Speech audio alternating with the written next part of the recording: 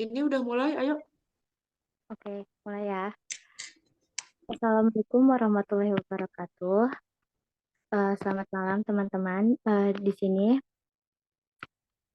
kami akan memaparkan eh, materi tentang jenis-jenis media dalam BK media elektronik dari kelompok satu yang beranggotakan Esi Lestari, Fauza Ijati Hafsah, Giri Agni, Nadia Hasanah, Salma Alisa, dan saya sendiri Sakila Fijrianti. Adapun materi pembahasan yang akan dibahas yaitu pengertian media elektronik dalam bimbingan dan konseling, fungsi media elektronik dalam bimbingan dan konseling, jenis-jenis media elektronik dalam bimbingan dan konseling, manfaat media elektronik dalam bimbingan dan konseling, implementasi media elektronik dalam bimbingan dan konseling, peran media elektronik dalam bimbingan dan konseling, dan juga kekurangan dan kelebihan media elektronik dalam bimbingan dan konseling. Eh, Baik, memasuki materi pertama, pengertian media elektronik yang akan disampaikan oleh Esi. Saya persilahkan. Baik, terima kasih kepada moderator yang telah mempersilakan saya untuk menyampaikan materi pertama mengenai pengertian media elektronik dalam bimbingan dan konseling.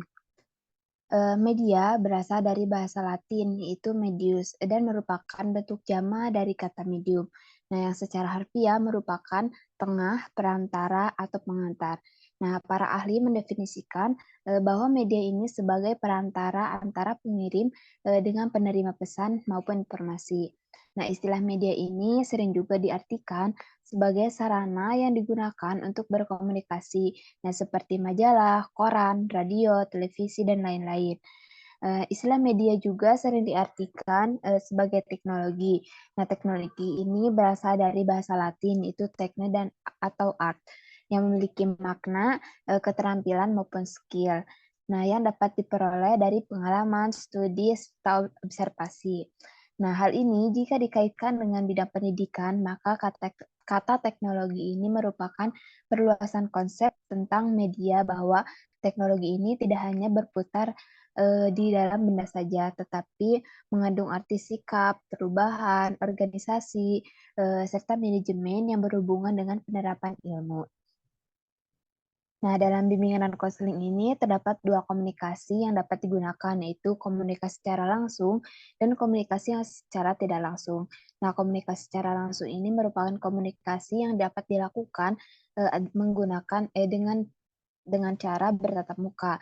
Nah, dan komunikasi yang tidak langsung ini dapat dilakukan menggunakan bantuan media elektronik. Nah, media elektronik dalam bimbingan dan konseling ini merupakan sebuah penggunaan media berbentuk digital yang dapat membantu konselor dalam pelaksanaan layanan bimbingan dan konseling. Dan media elektronik ini merujuk kepada penggunaan teknologi elektronik, baik itu yang berbentuk website maupun aplikasi yang digunakan dalam proses layanan bimbingan dan konseling. Nah, sehingga pelayanan bimbingan dan konseling dapat mudah dipahami dan dapat diselesaikan berdasarkan dengan permasalahan yang dihadapi oleh konseli. Itu saja yang dapat saya sampaikan. Saya kembalikan kepada moderator. Terima kasih kepada Esi. Materi selanjutnya yaitu manfaat media elektronik dalam bimbingan dan konseling yang akan disampaikan oleh Nadia. Saya persilahkan.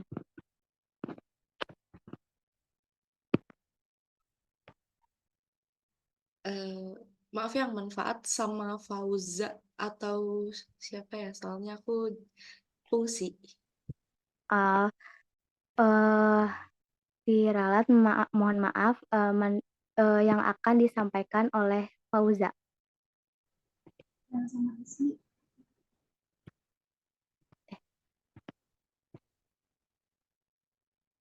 Oh, mohon maaf, yang akan disampaikan oleh Esi. Saya persilahkan. Baik, terima kasih kepada moderator. Selanjutnya ada manfaat media elektronik dalam bimbingan dan konseling. Nah, terdapat 10 manfaat eh, media elektronik dalam bimbingan dan konseling. Yang pertama, media bimbingan dan konseling ini merupakan bagian dari integral dari semua proses layanan bimbingan dan konseling. Nah, artinya media bimbingan dan konseling ini sebagai salah satu komponen yang berdiri sendiri, namun saling berhubungan dengan komponen lainnya. Nah, dalam rangka menciptakan situasi yang diharapkan. Yang kedua, media bimbingan dan konseling penggunaannya itu harus relevan dengan tujuan yang ingin dicapai. Nah, artinya penggunaan media elektronik dalam bimbingan konseling harus selalu melihat pada kompetensi, bahan, tujuan, serta materi yang digunakan dalam proses layanan bimbingan dan konseling. Yang ketiga, media bimbingan dan konseling ini bukan dijadikan sebagai bahan mainan. Nah, oleh karena itu, media bimbingan dan konseling difungsikan sebagai bahan agar siswa itu atau konseling mudah dalam memahami masalah yang dialami atau merangkap bahan yang disajikan itu lebih mudah dan lebih cepat. Kemudian yang keempat, media elektronik dapat memberikan manfaat bagi konselor sehingga konselor dapat menjangkau konseli dari berbagai arah, baik itu dekat maupun jauh. Yang kelima, media elektronik itu membantu konselor dalam menyimpan berbagai jejak pada sesi konseling. Nah, sehingga konselor dapat memutar ulang sesi konseling itu untuk mengevaluasi sejauh mana kemajuan yang didapatkan. Yang keenam, media elektronik itu dapat bermanfaat dalam menyediakan akses ke sumber daya tambahan seperti artikel, video, ataupun aplikasi yang memang relevan dengan permasalahan yang dihadapi oleh konseli. Yang ketujuh, penyampaiannya akan lebih menarik perhatian siswa sehingga dapat menumbuhkan motivasi dalam belajar. Yang kedelapan, bahan bimbingan yang diberikan akan lebih jelas maknanya sehingga dapat lebih dipahami oleh siswa dan kemungkinannya akan dikuasai serta mencapai tujuan dari pemahamannya. Yang kesembilan, metode bimbingan dan konseling akan lebih bervariasi. Tidak semata-mata berkomunikasi secara verbal melalui kata-kata oleh konselor. Nah, sehingga siswa itu tidak bosan dan konselor itu tidak kehabisan tenaga jika konselor melakukan konseling setiap minggunya. Yang ke-10, siswa dapat lebih banyak melakukan kegiatan bimbingan. Nah, sebab tidak hanya mendengar uraian konselor saja, tetapi juga aktivitas lain seperti mengamati, melakukan, mendemonstrasikan, memerankan, dan lain-lain. Itu saja yang dapat saya sampaikan. Saya kembalikan kepada moderator. Baik, terima kasih kepada Esti. Baik, materi selanjutnya yaitu fungsi media elektronik dalam bimbingan dan konseling yang akan disampaikan oleh Nadia. Saya persilahkan. Baik, terima kasih kepada moderator. Di sini saya akan menjelaskan fungsi media elektronik dalam bimbingan dan konseling. Nah, dari fungsinya ini yang pertama, media ini tuh bukan cuma sekedar tambahan dalam bimbingan dan konseling. Nah, karena media ini tuh punya loh peran yang signifikan dalam menciptakan situasi yang lebih efektif. Nah, dengan adanya media, ini tuh bisa membantu menyampaikan informasi yang diterima oleh klien atau siswa. Nah, jadi si klien atau siswa ini tuh nggak bosen gitu ya kalau apa sih ada media tuh nggak cuma ceramahnya aja. Nah, media juga bisa membantu memperjelas pesan yang disampaikan, terus mengatasi keterbatasan ruang dan waktu, memfasilitasi interaksi antara konselor dan kliennya. Nah, dengan demikian penggunaan media dalam BK ini tuh nggak cuma sebagai pelengkap, tapi juga sebagai bagian integral dari proses tersebut, seperti yang tadi disinggung sedikit di manfaat. Lalu yang kedua, ini tuh media tuh mampu menciptakan lingkungan yang mendukung proses bimbingan dan konseling. Nah, seperti menyediakan informasi yang dibutuhkan nih, kayak lalu memfasilitasi refleksi dan eksplorasi diri, serta membantu mengembangkan keterampilan dan strategi yang diperlukan. Nah, kalau nggak ada media, nah proses BK tuh mungkin nggak akan mencapai tingkat efektivitas yang diinginkan gitu. Karena media sendiri ini membantu memperjelas pesan yang disampaikan dan memfasilitasi komunikasi antara konselor dan kliennya. Oleh karena itu, media BK ini tuh nggak bisa dipisahkan dari komponen lainnya dalam menciptakan situasi yang diharapkan dalam proses bimbingan dan konseling. Lalu yang ketiga, penggunaan media elektronik dalam BK ini tuh harus relevan dengan tujuan dan isi layanan yang mau dicapai. Nah, karena hal ini tuh memastikan efektivitas dan keberhasilan proses BK-nya ini yang udah dilakuin.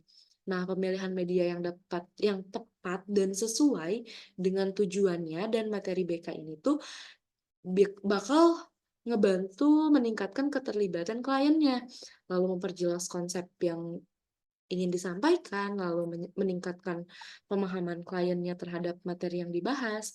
Nah, dengan mempertimbangkan tujuan-tujuan ini tuh, lalu pemilihan medianya, nah kan kita tuh udah mempertimbangkan nih kayak media yang disesuaikan apa sih dalam BK ini. Nah, maka ini tuh bisa mencapai hasil yang diinginkan gitu dalam proses BK-nya. Lalu yang keempat, media elektronik dalam BK ini tuh nggak boleh digunakan hanya sebagai alat hiburan aja, seperti yang dimanfaat tadi. Nah, karena tujuan utama dari proses BK ini tuh kan membantu klien mengatasi masalah. Nah, bukan cuman sekedar memberikan hiburan. Nah, maka penggunaan media ini tuh hanya untuk permainan atau untuk memancing, apa ya, perhatian dari kliennya ini tuh dapat mengurangi efektivitas dari proses BK-nya sendiri, karena jadi nggak fokus gitu pada pemecahan masalah yang sebenarnya. Nah, selain itu, hal ini juga bisa mengurangi kepercayaan kliennya terhadap konselor dan apa ya, mengurangi kualitas layanan BK-nya sendiri secara keseluruhan. Nah, maka media elektronik ini tuh dalam BK ini sebaiknya jangan digunakan apa sih, maksudnya media ini tuh harus digunakan dengan bijak sesuai dengan tujuan dan konteks bimbingan dan konseling yang sedang dilakukan. Lalu selanjutnya, media BK ini tuh dapat memperlancar proses konseling, lalu penggunaan media BK ini tuh bisa meningkatkan kualitas layanannya dan apa ya, seperti yang tadi disampaikan, yaitu efektivitas penyampaian pesannya, mengatasi keterbatasan ruang, mendorong perubahan perilaku, dan menyelaraskan persepsi antara konselor dan klien. Jadi, nggak ada apa ya, perbedaan persepsinya kayak gitu. Mungkin sekian fungsi media elektronik dalam bimbingan dan konseling yang bisa saya sampaikan. Saya kembalikan kepada moderator. Terima kasih kepada Nadia yang telah menyampaikan materinya. Selanjutnya yaitu jenis-jenis media elektronik dalam bimbingan dan konseling yang akan disampaikan oleh Salma. Saya persilahkan. Sama Fauza. Oh iya, mohon maaf yang akan disampaikan oleh Fauza. Terima kasih kepada moderator yang sama-sama jenis media Nah, media layanan BK juga ini menarik ya, karena ada fitur tambahan yang menentukan penyelenggara suatu program BK secara bersama. Program layanan bimbingan kesehatan ini adalah upaya kolaboratif antara konselor, sekolah, keluarga, pemangku kepentingan masyarakat, dan pendidik lainnya untuk menciptakan lingkungan yang berdampak positif terhadap prestasi siswa.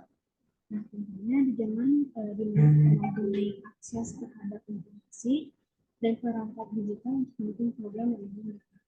Kita perlu memperhatikan tujuan pelayanan kita untuk menentukan keahlian konsultan.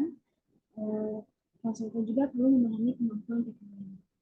Nah, dalam media itu juga terdapat jenis-jenis, itu yang pertamanya ada media berbasis AI. Menurut Mas Surya 2006 dalam Kusumawardhani 2002 mengatakan bahwa dengan berkembangnya teknologi komputer, dialog antara konsultan dan klien ini dapat terjadi tidak hanya melalui hubungan pribadi, tetapi juga melalui hubungan virtual di internet. Nah, konsultasi ini biasanya disebut dengan konsultasi cyber. Nah, layanan bimbingan dan nasihat ini juga merupakan salah satu model layanan yang sangat inovatif yang bertujuan untuk memberikan layanan yang sangat nyaman dan dapat dilakukan di mana saja selama ada lingkungan internet atau lingkungan yang dapat terkoneksi dengan internet menurut kajian 2019. Nah, dari definisi di atas dapat kita simpulkan bahwa pengertian cyber counseling adalah suatu strategi atau konsultasi virtual yang dilakukan dengan menggunakan koneksi. Nah, yang kedua yaitu ada layanan bimbingan konseling menggunakan website. Nah, layanan bimbingan konseling menggunakan website ini adalah cara di mana diri kita mengekspresikan terhadap internet. Nah, website ini juga digambarkan sebagai sebuah tempat di internet di mana siapapun di seluruh dunia ini dapat mengakses dan dapat dan mendapatkan sesuatu hal apapun di mana saja dan kapan saja. Nah, situs web ini juga memungkinkan konselor memberikan layanan bimbingan konseling. Nah, ini pada dasarnya adalah proses komunikasi dan media konseling adalah bagian dari proses ini. Media merupakan saluran yang mendukung komunikasi baik dan buruk menurut Kusumawardhani 2002. Nah, selain itu, untuk komunikasi, media juga dapat digunakan untuk meningkatkan kreativitas siswa dan guru.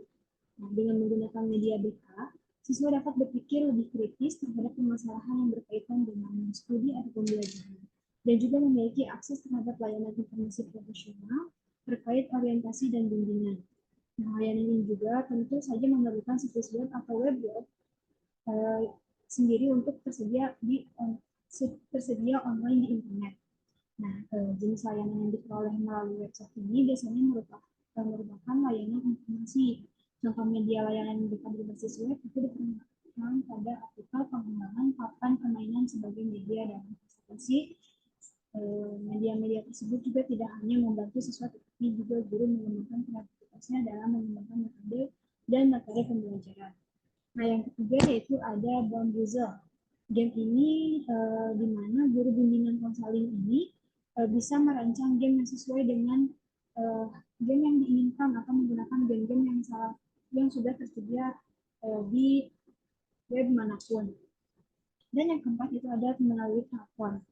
Menurut Nur Latifah, kehidupan masyarakat global diharapkan mampu untuk memenuhi kebutuhan para konseling yang menuntut pemberian layanan bimbingan konseling secara cepat, luas, dan mudah diakses oleh konseling. Konseling merupakan konseling yang melalui telepon ini biasanya disebut konseling telepon. Nah, di bawah ini dikemukakan etika dalam penggunaan teknologi telepon dalam layanan konseling. Adapun etika pelayanan konseling menggunakan telepon itu biasanya menggunakan bahasa yang sopan dan sesuai dengan kondisi klien. Di antaranya yaitu gunakan suara yang lembut, volume yang rendah, intonasi yang bersahabat, dengarkan pembicara sampai selesai, jangan menyela kata-kata klien, apalagi pada tahap awal pembicaraan. Yang selanjutnya yaitu mengembangkan perasaan senang dan berpikir positif tentang siapapun yang menelpon.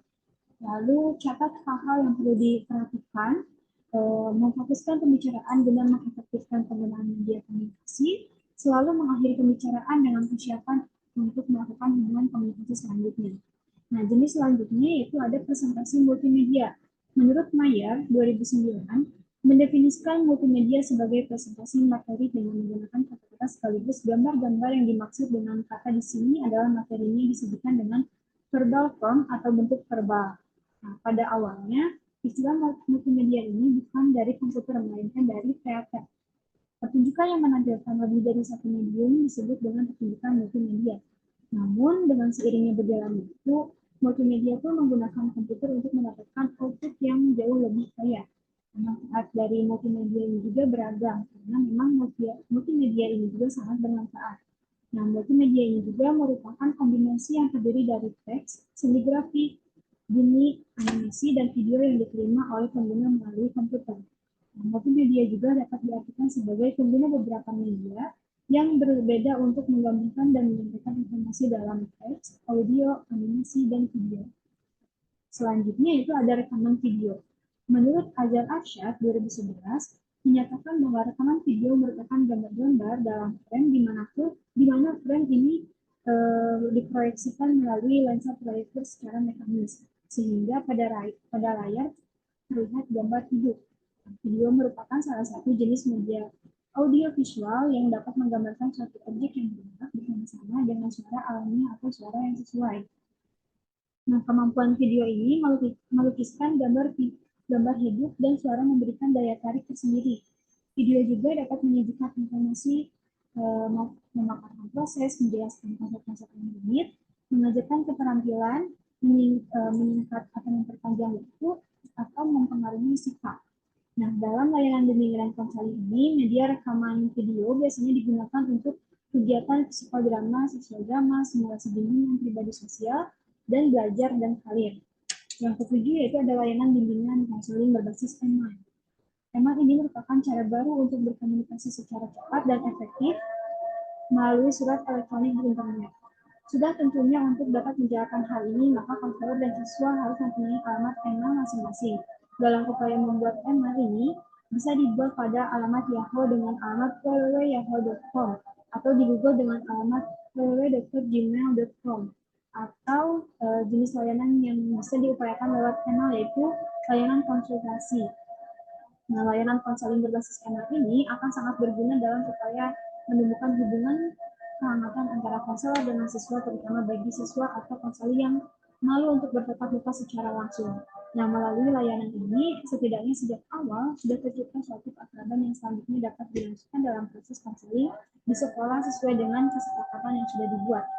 Nah, selanjutnya itu ada layanan bimbingan konseling berbasis video conference. Video conference ini atau konferensi video merupakan bagian dari dunia teleconference. Nah, video conference ini dapat diartikan sesuai dengan satu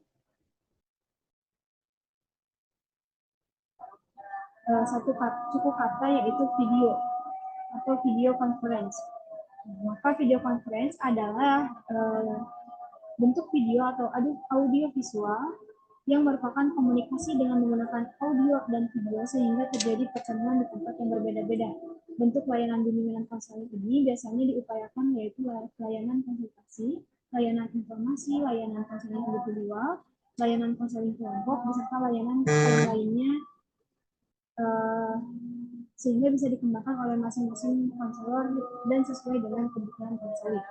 Yang 9 yaitu ada PowerPoint. Sebagai aplikasi video animasi berbasis online tentunya membutuhkan kehadiran fasilitas teknis seperti internet. Jika seorang guru ingin menggunakan aplikasi ini, akan ketergantungan mutlak karena terhadap internet. Ketersediaan internet yang memadai untuk pembelajaran harus dipastikan. Selain itu, dukungan perangkat teknologi ini seperti komputer, laptop juga mutlak diperlukan. Hal ini dapat menjadi permasalahan jika sekolah tempat proses pembelajaran dilaksanakan tidak memiliki peralatan teknologi yang memadai.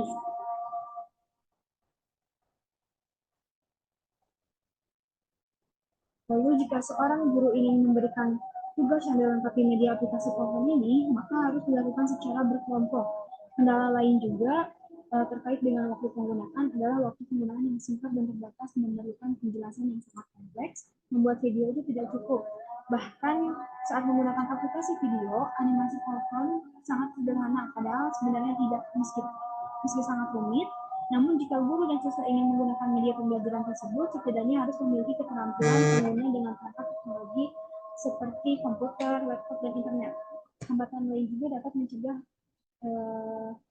itu penggunaan media belajar tentu dikenakan biaya dan akses internet dikarenakan memerlukan biaya. Mungkin itu yang dapat saya sampaikan. Saya kembalikan kepada moderator. Baik, terima kasih kepada Fauza. Materi selanjutnya yang akan disampaikan oleh Sama. Silahkan. Baik, terima kasih kepada moderator. Sebelumnya izin off cam. Di sini ada implikasi media elektronik dalam bimbingan dan konseling. Pada Peraturan Menteri Pendidikan dan Kebudayaan Nomor 111 Tahun 2014 pada pasal ayat 4, di mana beban kerja guru, kepala sekolah, dan pengawas sekolah pengakuan waktu kerja pekerjaan guru bimbingan dan konseling dihitung dengan perbandingan 1 dibanding 150 setara dengan 24 jam kerja, yang dimana beban konselor sangat berat untuk melaksanakan program-programnya, mau itu program mingguan, harian, bulanan, atau semester, bahkan tahunan. Nah, di beberapa sekolah juga sendiri, guru BK tuh ada yang bisa melaksanakan programnya masuk ke kelas, adapun tidak ada yang dijadwalkan pelajaran BK-nya. Sehingga dalam ini kita dapat merancang implementasi media elektronik dalam bimbingan konseling agar bimbingan dan konseling tetap tersampaikan kepada peserta didik.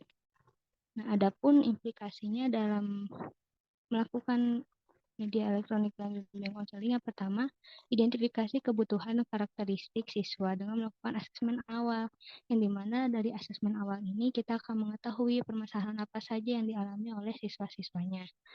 Nah, kemudian merancang media yang didasari dengan kebutuhan siswa, seperti yang tadi sudah dijelaskan sebelumnya, adapun jenis-jenis yang banyak yang bisa digunakan oleh bimbingan dan konseling. Nah, dari jenis-jenis tersebut itu bisa dipilih salah satu atau mungkin beberapa yang sesuai dengan permasalahan yang dialami oleh siswa. Kemudian makna dari kebutuhannya itu adalah apa yang seharusnya atau diharapkan dengan apa yang terjadi. Perumpamaannya itu tujuan bimbingan dalam konseling dapat mengarahkan siswa untuk melakukan perilaku yang baik dan tertuju.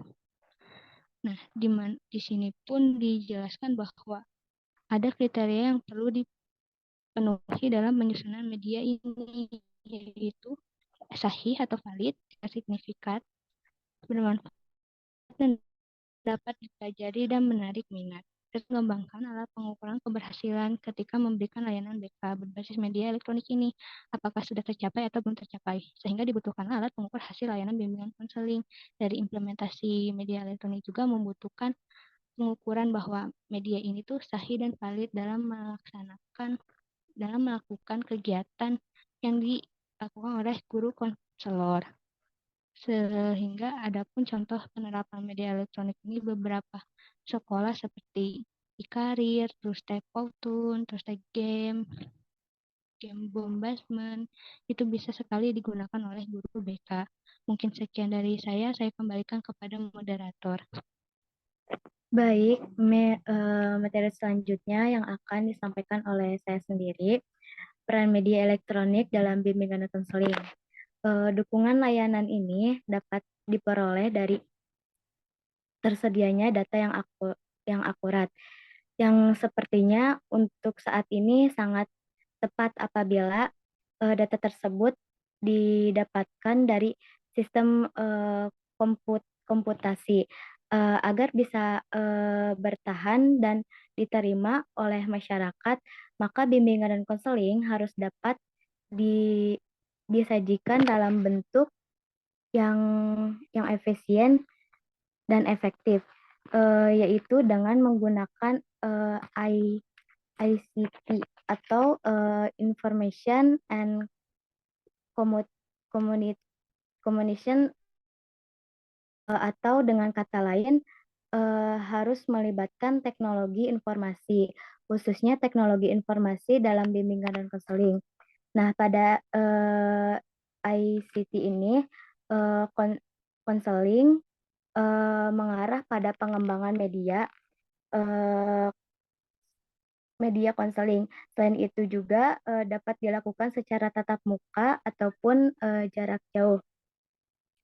Nah, melihat kebutuhan bimbingan dan konseling dalam melakukan proses pelayanan yang menggunakan berbagai pelayanan dengan berbagai pertimbangan melihat dari kebutuhan konseling.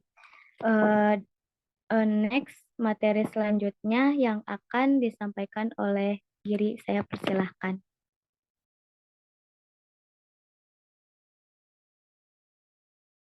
Terima kasih kepada moderator. Di sini saya akan menjelaskan mengenai kelebihan dan kekurangan media elektronik dalam bimbingan dan konseling. Rahmiati 2015 menjelaskan terdapat beberapa kelebihan dari media elektronik ini. Yang pertama, media elektronik dalam bimbingan dan konseling memiliki kelebihan dari segi waktu. karena media elektronik ini tergolong cepat dalam menyebarkan berita kepada masyarakat. Yang kedua, ada media elektronik mempunyai audiovisual yang memudahkan para audiensnya untuk memahami berita, khususnya pada media elektronik televisi. Yang ketiga, ada media elektronik dapat menjangkau masyarakat secara luas. Lalu ada kelebihan, yaitu dapat menyampaikan berita secara langsung dari tempat kejadian. Selanjutnya, dapat menampilkan proses terjadinya suatu peristiwa dengan akurat. Yang terakhir, yaitu kelebihannya dapat dinikmati oleh semua orang, baik itu yang mengalami keterbelakangan mental. Selanjutnya yaitu kekurangan dari media elektronik dalam bimbingan dan konseling. Yang pertama, kurangnya interaksi langsung. Jadi komunikasi melalui media elektronik ini dapat mengurangi kualitas interaksi dan empati yang mungkin terjadi dalam pertemuan tatap muka dalam proses layanan bimbingan dan konseling. Yang kedua, terdapat potensi gangguan teknis. Gangguan teknis yang mungkin dialami ketika melakukan layanan bimbingan dan konseling ini seperti koneksi internet yang tidak stabil atau lambat, ataupun masalah perangkat yang dapat mengganggu alur konseling, yang menyebabkan klien frustasi, stres, ataupun konselornya juga mengalami stres yang sama. Yang ketiga ada potensi privasi dan keamanan. Jadi penggunaan media elektronik ini dapat menimbulkan beberapa risiko yang cukup fatal, yaitu salah satunya privasi dan keamanan data, terutama jika tidak ada langkah-langkah yang memadai untuk melindungi informasi atau data pribadi klien. Tidak hanya kekurangan dari tiga tersebut, Rahmiati juga menjelaskan bahwa kekurangan dari media elektronik ini dalam penyediaan beritanya itu Baik, dilanjut ya. Mohon maaf tadi terpotong karena Zoom-nya sudah limit. Tidak hanya 3 kekurangan yang tadi disebutkan, Rahmiati juga menjelaskan bahwa ternyata terdapat kekurangan dari media elektronik dalam penyediaan berita. Dalam penyediaan berita ini, media elektronik tidak dapat mengulang apa yang telah ditayangkan. Sekian yang dapat saya sampaikan, saya kembalikan kepada moderator. Terima kasih kepada Giri, karena materi sudah selesai. Di sini saya akan membacakan kesimpulan. Media pendidikan merupakan bentuk wujud yang dapat dimanfaatkan sebagai sumber belajar yang merangsang pikiran, perasaan, perhatian, serta kemampuan yang lebih efektif dan efisien. Media bimbingan dan konseling merupakan bentuk yang dapat digunakan untuk menyampaikan informasi atau pesan bimbingan dan konseling.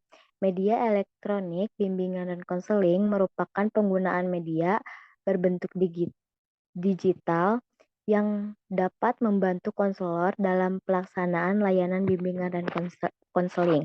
Sekian yang bisa kami sampaikan. Mohon maaf bila ada kesalahan. Wassalamualaikum warahmatullahi wabarakatuh.